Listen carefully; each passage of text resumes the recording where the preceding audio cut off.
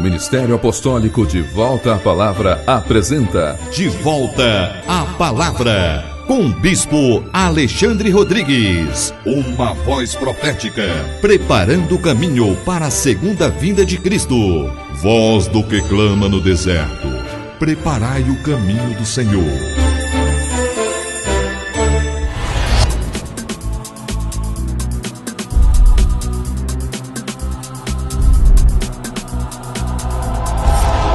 Bom dia, toda honra e toda glória sejam dadas ao nosso Senhor e Salvador Jesus Cristo, ao Senhor da igreja e a todos vocês que estão em casa, graça e paz vos sejam multiplicadas. Este é o programa De Volta à Palavra, um programa do Ministério Apostólico De Volta à Palavra, um programa que visa a edificação do corpo de Cristo. E é com muita satisfação, amados irmãos e irmãs, que nesta manhã nós abrimos este programa, lembrando a todos vocês que hoje, sábado, dia 16 de junho, é o dia tão aguardado da nossa palestra, da ministração da palestra, O Mistério do Arrebatamento. Ficção ou realidade? A ministração dessa palestra acontecerá em Planaltina, na nossa extensão ministerial, na quadra 5, conjunto G, lote 40, Vila Buritis. Portanto, vocês irmãos do Colorado, irmãos aí de Planaltina mesmo, de Sobradinho,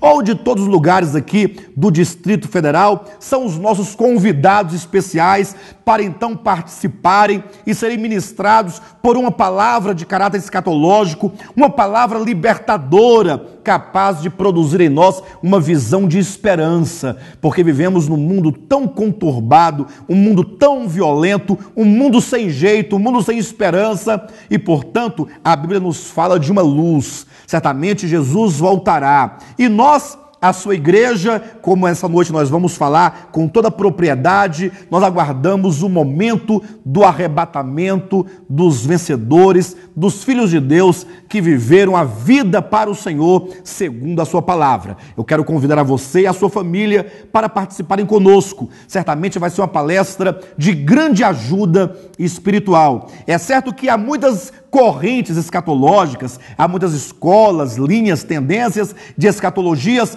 entretanto nós queremos nos pautar tão somente no que diz a Bíblia Sagrada, sobretudo no que diz o Novo Testamento, o que diz Jesus e os seus apóstolos a respeito deste tema tão importante, esse tema bíblico que fala do arrebatamento dos filhos de Deus. É certo que talvez você tenha dificuldades ou de compreender o tempo que se dará a este evento, ou mesmo muitos nem mesmo acreditam que isso está na Bíblia Sagrada. É por isso que você é convidado a vir e a trazer a sua Bíblia para que possamos fazer uma verificação. A palestra, ela será de caráter certamente pedagógico, para ensinar, para mostrar e demonstrar pela Bíblia o que ela tem a nos falar sobre esse evento. Se acontecerá antes, depois ou no meio da grande tribulação, bem, a Bíblia dirá. Ou se haverá ou não, isso também a Bíblia falará.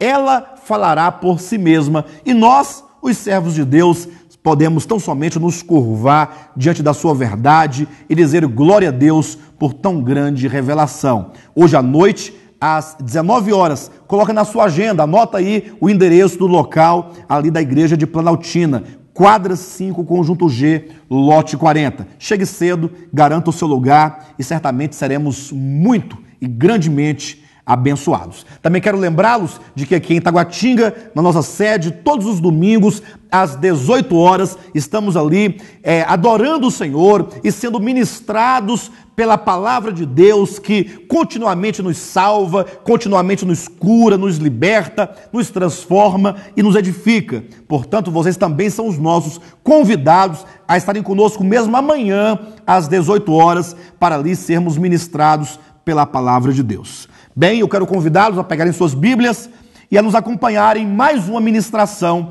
da palavra de Deus. Nós temos aqui ministrado mensagens dentro do livro do Apocalipse e agora estamos falando sobre os 7 selos do Apocalipse. É importante nós lembrarmos em que momento das visões de João se situa esta revelação, esta visão dos 7 selos. A Bíblia nos diz que, tendo sido João, profeta e apóstolo, sido arrebatado para o trono de Deus, ele teve a visão de Deus assentado no seu trono, tendo em sua mão um livro escrito por dentro e por fora, de todo selado, de todo lacrado, com 7 selos. Este é o livro da economia escatológica de Deus. É o livro de toda a Escritura, dos 66 livros, que trata com propriedade a respeito dos últimos acontecimentos que terão lugar na humanidade, na história da humanidade, antes que Jesus Cristo venha em sua segunda vinda de maneira pessoal, visível e corpórea, e então estabeleça definitivamente o seu reino sobre toda a terra. Sabemos que muitos, ou que todos os cristãos que amam a Deus, que creem na sua palavra, ao longo de toda a história, tinham no coração essa esperança e essa fé de que um dia Deus haveria de intervir diretamente na história da humanidade. Quantos ao longo das eras não clamou ao Senhor dizendo: ó Senhor, até quando teremos nós que aguardar pela tua intervenção, aguardar pela tua vinda? De maneira que nós, hoje, nos últimos dias, fazemos parte desta igreja. Fazemos parte deste povo, este povo que tem a esperança no Senhor, a esperança naquilo que o Senhor fará nesses últimos dias. Não somos daqueles cuja esperança está na terra. Não somos daqueles que cultivam uma esperança de terem bênçãos materiais aqui e agora, porque nós sabemos pela própria Escritura que tudo que há debaixo do céu é vaidade, que tudo que há debaixo do céu é passageiro e está sujeito à corrupção, está sujeito a desaparecer, e portanto nós não podemos empregar as nossas forças, o nosso melhor na busca e conquista destas coisas fugazes e temporais. Na verdade, os verdadeiros filhos de Deus, ainda que vivam aqui nessa terra e que façam uso das coisas do mundo, entretanto não se apegam a elas como se elas fossem eternas ou como se fossem as coisas mais importantes que Deus tem para o homem.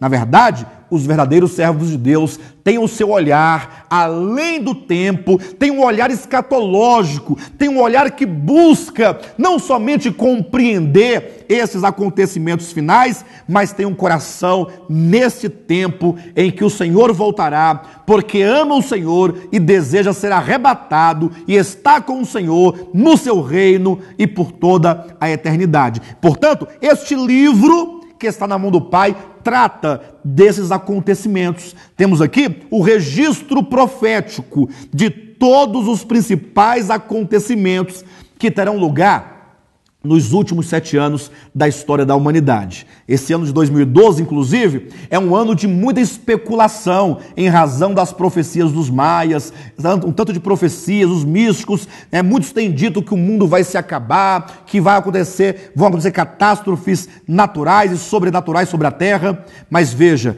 devemos nós voltar o nosso olhar para a Escritura. A Bíblia é o único fundamento seguro no qual podemos nós fundamentar a nossa fé e vivermos então segundo esta revelação. É verdade que muitas coisas ruins terão lugar na história da humanidade e no mundo, mas isso tem tudo a ver com uma intervenção do Deus verdadeiro sobre a terra. Na verdade, é a intervenção do eterno, do Deus pessoal, criador de tudo, em razão das muitas maldades e pecados daqueles que não amam a Deus, daqueles que aborrecem a Deus, daqueles que querem viver sem Deus, sacudir de si as algemas e então se desligar-se e viver para sempre sem Deus. A Bíblia diz que Deus vai intervir na história da humanidade. Agora, quando nós não sabemos exatamente, o que nós sabemos é que logo assim que Deus determinar, isso pode ser hoje, isso pode ser amanhã, pode ser daqui a um mês, daqui a um ano, o tempo preciso nós não sabemos. Sabemos que dentro do calendário bíblico dos últimos acontecimentos, nós estamos já no finalzinho, ou seja, a qualquer momento irá se findar a era da igreja e então entraremos nos últimos 7 anos da história da humanidade, como está em Daniel capítulo 9, versículo 27. Últimos 7 anos que são divididos em 3 anos e meio e 3 anos e meio. Então, abra sua Bíblia e vamos verificar então o que a Bíblia diz, quais são os 4 principais acontecimentos que terão lugar tão logo iniciar-se os últimos 7 anos da história da humanidade. Abra sua Bíblia e veja que em Apocalipse capítulo 6 nós temos o primeiro selo, o segundo, o terceiro e o quarto selo. Se você bem observar, verá que os 4 primeiros selos têm uma unidade e mesmo uma uniformidade, porque falam de 4 cavalos. Um cavalo branco, um cavalo vermelho, um cavalo preto e um cavalo amarelo, cada qual com um cavaleiro, cada qual que sai cavalgando por toda a terra. Esses cavalos dos 4 primeiros selos saem andando e levando e ministrando uma mensagem ou um acontecimento sobre toda a face da terra. E a grande questão é, o que esses 4 cavalos representam, ou que acontecimentos são representados por esses 4 cavalos aqui dos 4 primeiros selos, que terá lugar, certamente, terão lugar logo assim que o Senhor determinar esses últimos 7 anos da história da humanidade. Veja que o primeiro cavalo é branco, e como nós falamos aqui em mensagens anteriores, essa cor branca representa a paz. Mas veja, sabemos pela Escritura que só Deus pode dar a verdadeira paz. Somente Cristo, inclusive, que é o príncipe da paz, pode verdadeiramente dar paz, não somente aos corações dos homens, mas sobre o mundo em que os homens vivem. E, portanto, este príncipe, como é dito no texto, a quem foi dada uma coroa, que tinha um arco em sua mão e que saiu vencendo e para vencer, ele não é Cristo, antes é o príncipe, conforme está em Daniel capítulo 9, é um príncipe romano. Trata-se do anticristo, que ao surgir, não dirá que é o anticristo, não dirá que é contra Deus, não dirá que é contra tudo que se refere a Deus. Antes, ele surge com uma face de paz, ele surge com uma feição de engano. É o engano que vem, primeiramente, para fazer um acordo de paz com a nação de Israel, para que se cumpram as profecias relacionadas a Israel e ao templo que deverá ser restaurado, e também prometendo ao mundo uma mudança. Na verdade, o primeiro cavalo branco trata-se do engano, da manifestação inicial, da primeira fase, e na primeira face do anticristo, que vem com o intuito de enganar a muitos. Esta mensagem já foi ministrada na semana passada e mesmo na retrasada. Quantos quiserem poderão acessar o nosso site e ali acompanhar tudo aquilo que foi dito a esse respeito. Então veja que tão logo começarem os últimos 7 anos, surge então essa mensagem de paz. Como o próprio Paulo disse, quando andarem dizendo paz e segurança, eis que lhes sobrevirá repentina destruição.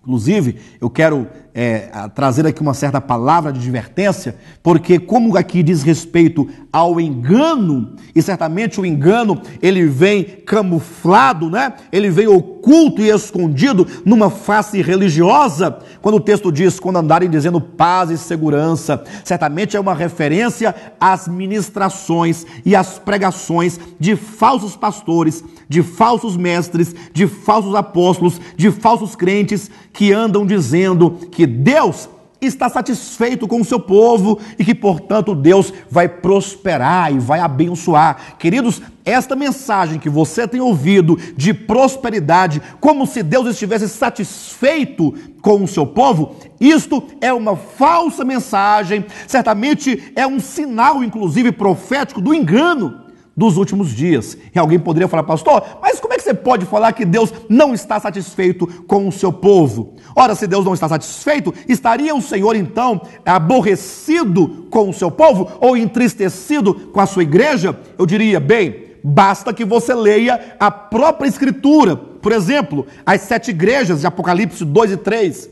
Se são igrejas proféticas e cada uma daquelas cartas dizem respeito a um período específico da igreja, vocês verão que a última carta, a última igreja, Laodiceia, fala da última igreja, que é o tempo em que nós vivemos. E lá é dito que o Senhor, ele está tão aborrecido com esta igreja dos últimos dias, por ser uma igreja rica, uma igreja capitalista, uma igreja cujo olhar se volta tão somente para os bens materiais, uma igreja que inclusive colocou o Senhor para fora, fechou a porta, a ponto de o Senhor estar dizendo: eis que eu estou à porta e bato, se alguém ouvir a minha voz, entrarei. Ou seja, Cristo já não tem mais o centro na sua igreja, já não tem mais a centralidade, já não é tudo para o seu povo, porque o seu povo tem usado o Senhor tão somente para conquistar as bênçãos materiais e temporais aqui dessa terra. O Senhor diz nesta última carta que o Senhor está a ponto de vomitar a sua igreja de sua boca. E, portanto, nós não podemos pensar que o Senhor está prometendo prosperidade para ninguém. É certo que Deus é o dono de tudo, do ouro e da prata, e sabemos também que a prosperidade é um dom de Deus, mas para os fins a que a própria Bíblia declara. Não podemos simplesmente dizer que da vontade de Deus é fazer com que as pessoas sejam ricas, sejam cheias do dinheiro e cheias das coisas materiais. Na verdade, a mensagem do Senhor nesses últimos dias para a sua igreja é: arrepende-te, pois, e volta. Arrepende-te. Quem sabe o Senhor não deixe-nos uma bênção após cada um de nós, e assim nós possamos tocar o Senhor e comprar dele e adquirir dele o ouro para nos enriquecer, que fala da sua natureza,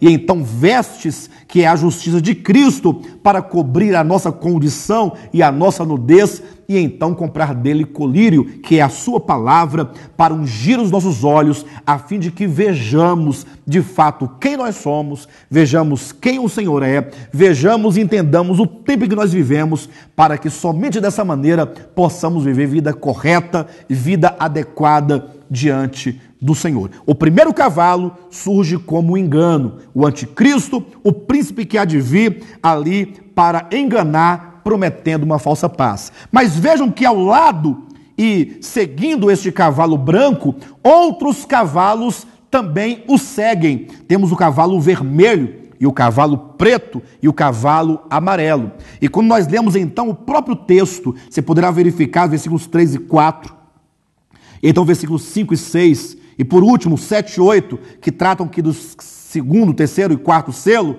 nós vemos que o cavalo vermelho refere-se à guerra. Ou seja, no mesmo momento em que sai um homem, um príncipe, prometendo solucionar o problema das pessoas e trazer uma paz ao mundo, sabendo que é uma falsa paz, surgem também as guerras. Em vários lugares da terra haverá guerra. Quando é dito: vi um cavalo vermelho, o seu cavaleiro, e foi-lhe dado tirar a paz da terra. Quando nós lemos Mateus capítulo 24, você poderá fazer essa verificação, leia todo o capítulo 24, quando ali Jesus fala desses 3 últimos anos e meio, quando ele fala do princípio das dores, ele fala sobre o engano, e ele fala também das guerras, porque o engano de uma falsa paz e as guerras andarão juntas nos últimos dias. Talvez alguém diga assim: pastor, mas guerra sempre houve, e engano também sempre houve, desde que há homem ou humanidade sobre a terra.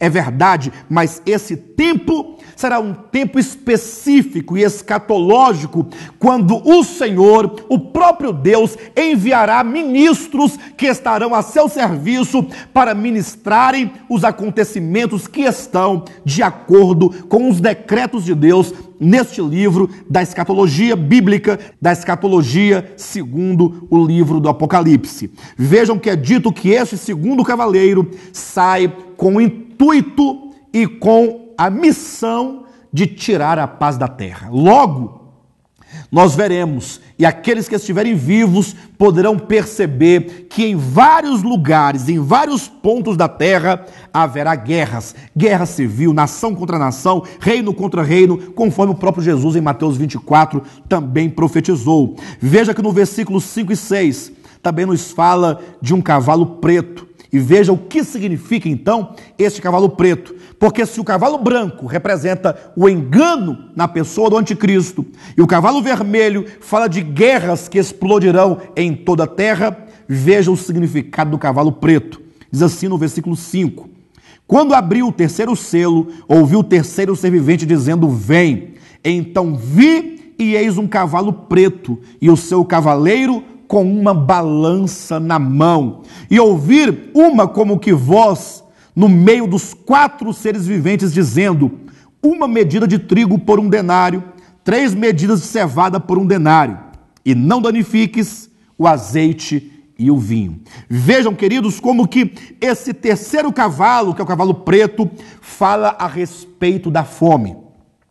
Engano, guerras e agora a fome. Ou seja, haverá um ministro da parte de Deus para levar em toda a terra a fome, porque onde há a guerra, segue-se também a fome. Veja como que o texto sagrado profetiza um tempo de fome. E talvez alguns digam assim: não, pastor, mas sempre houve fome sobre a terra.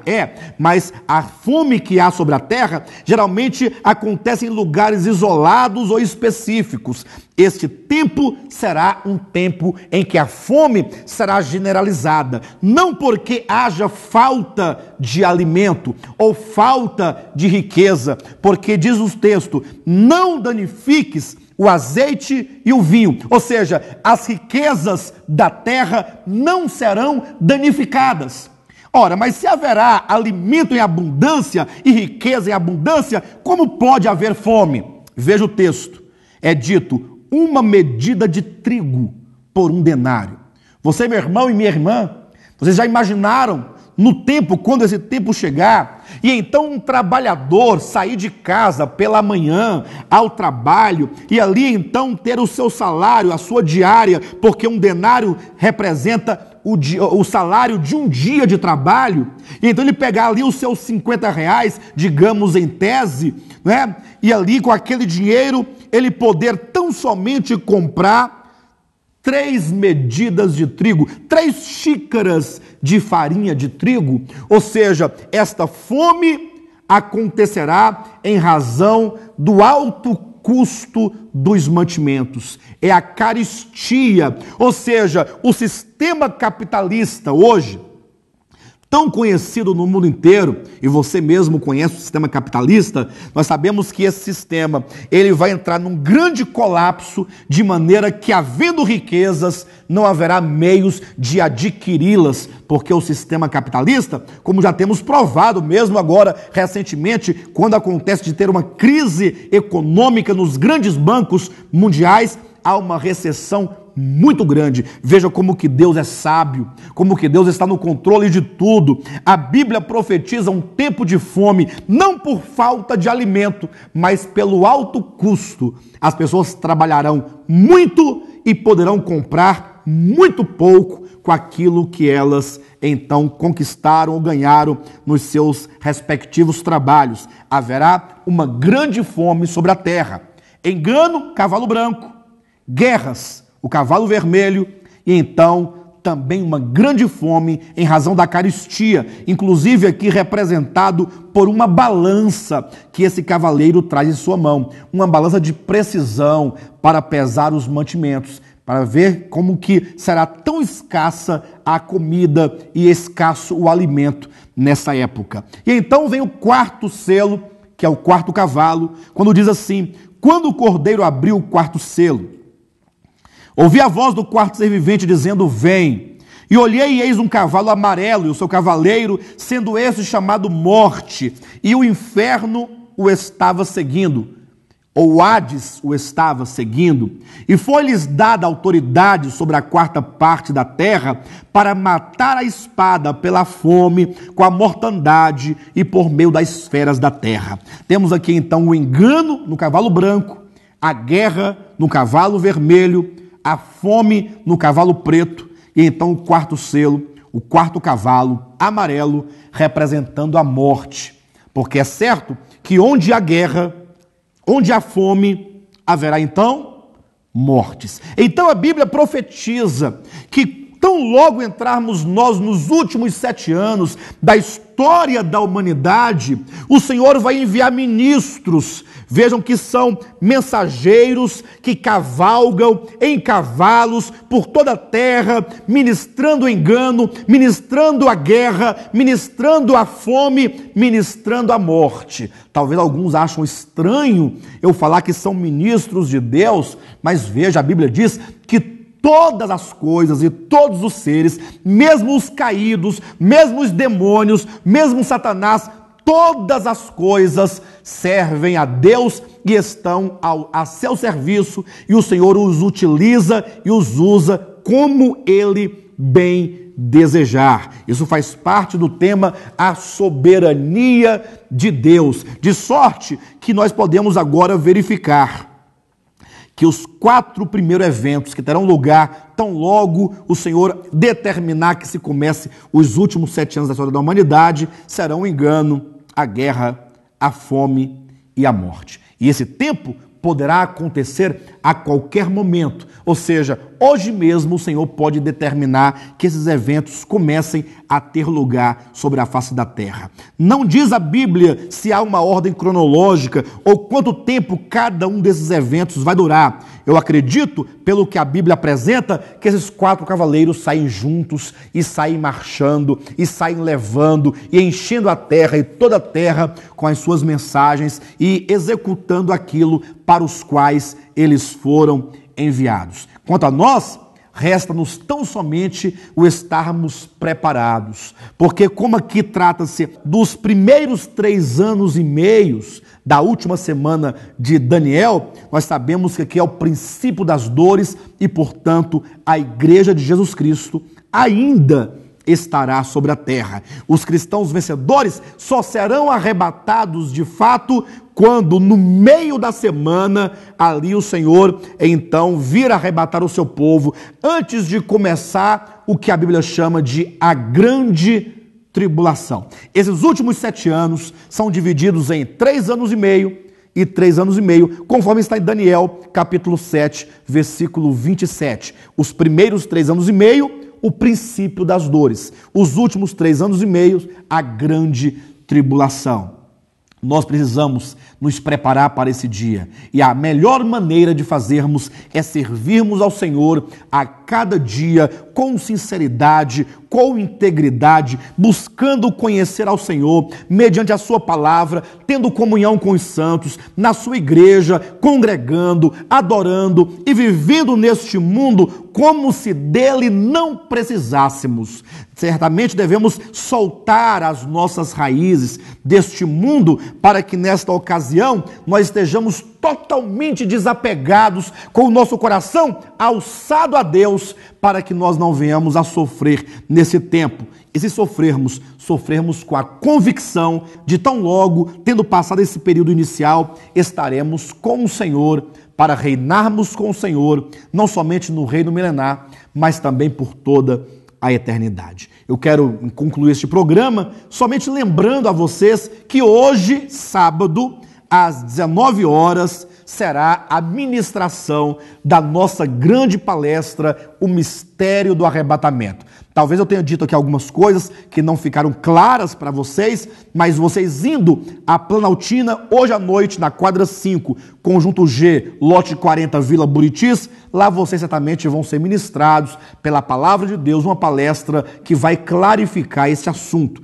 Não deixe de levar sua Bíblia, leve um caderno, porque você terá muita coisa para tomar notas. É certamente uma palavra que vai abrir o nosso olhar e vai edificar o nosso coração e solidificar a nossa esperança naquele que vem dentro de pouco tempo. Que todos vocês tenham um bom sábado e Jesus Cristo é o nosso Senhor.